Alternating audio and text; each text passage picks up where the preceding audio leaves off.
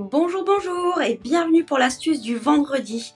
Alors aujourd'hui, je voudrais vous parler de ce set de tampons Jours Inoubliables parce qu'il a une petite particularité, il va être vraiment top pour faire des petits calendriers ou en tout cas faire ça peut être des calendriers ou des cartes pour un anniversaire ou des faire-part de mariage ou d'invitation à un événement quelconque.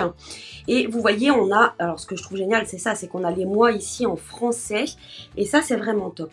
Par contre, Stampin' Up nous a fait quelque chose de très très astucieux, mais ça mérite quand même une petite explication par rapport à ce tampon-là avec les jours, qui paraît un peu bizarre quand on le voit comme ça au début, mais vous allez voir, il est ultra astucieux et vraiment on va pouvoir faire plein de choses très facilement.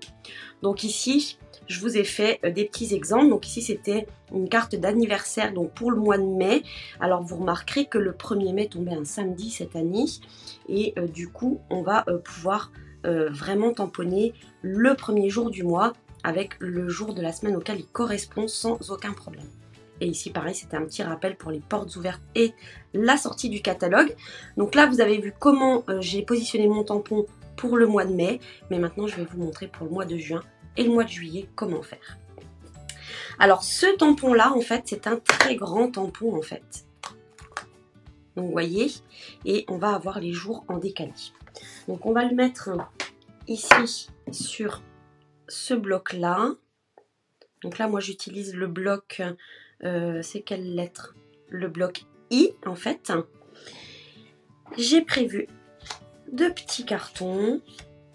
Hop, et on va tamponner avec la nouvelle couleur épinette enivrante qui est vraiment super jolie. Alors je vais déjà commencer par tamponner les mois. Donc ici je vais mettre juillet. Juillet c'est fait. Et sur l'autre je vais mettre juin. Alors j'essaie de me positionner droit. Voilà. Alors j'ai choisi ces deux mois là puisque ils viennent à la suite du mois de mai. Et en fait le mois de juin, le 1er juin va tomber un mardi. Alors je vais ensuite tamponner. Donc ici vous avez vu, on a deux choix pour les jours de la semaine.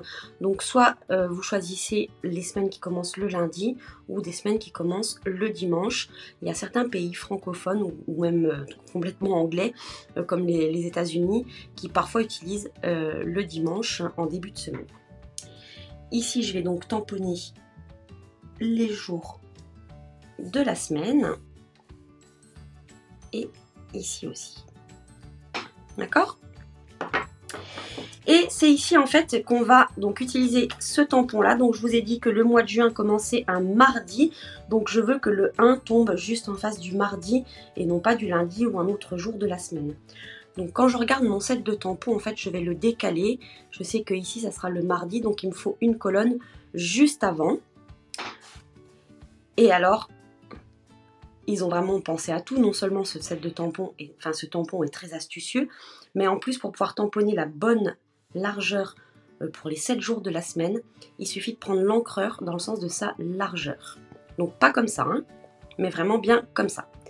Donc je sais que ma semaine doit commencer, enfin le premier chiffre qui va tomber ici, ça sera le 7. Donc il suffit juste que je vienne dans le sens de la largeur, déposer l'encre comme ceci, et ensuite je viens aligner le tout avec les jours de ma semaine.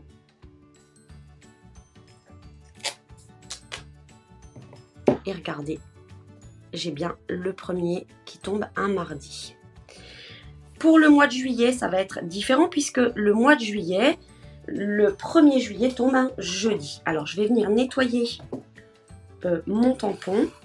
Si vous utilisez le Stampin' Scrub et qu'il n'est pas, que ça fait un petit moment que vous ne l'avez pas nettoyé, ce que je vous conseille de faire, avant toute chose, c'est de venir ici tamponner sur un brouillon. Bon ça va, moi mon Stampin' Scrub est à peu près propre, jusqu'à ce que vous n'ayez plus de marque. Donc on a dit que le 1er juillet tombait un jeudi. Donc je veux que le 1 tombe ici en fait. Donc je vais laisser 1, 2, 3 colonnes de libre avant le 1er. Donc 1, 2, 3 colonnes. Donc je veux que le 1er lundi soit le 5. Et je prends juste dans la largeur. Et ensuite, je viens ici aligner avec les jours de ma semaine.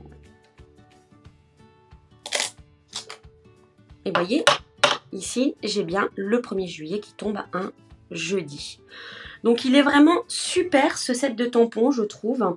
Parce qu'on va vraiment pouvoir faire beaucoup de choses. Si vous faites du bullet journal, ça va vraiment être top. Et vous voyez, j'ai même ici entouré. Ici, j'ai fait une petite étoile. J'ai fait les petites fleurs parce qu'il est vraiment très très complet. On a même des petits ballons. Donc, j'ai entouré avec ce tampon-là. La petite étoile, je l'ai fait là. Les petites fleurs qui sont ici sont là. Et on a donc bien sûr tous les mois de l'année, mais on a en plus quelques messages. Petit rappel, ton jour de fête, journée inoubliable et bon anniversaire. Donc je pense que là, il y a vraiment matière à faire des créations toutes différentes, comme je vous ai dit, que ce soit des invitations, des cartes pour un anniversaire, des faire-part de naissance, des faire-part de mariage. Il y a vraiment plein de choses. Voilà, j'espère que ce sera plus clair pour vous, cette manière de tamponner avec les explications.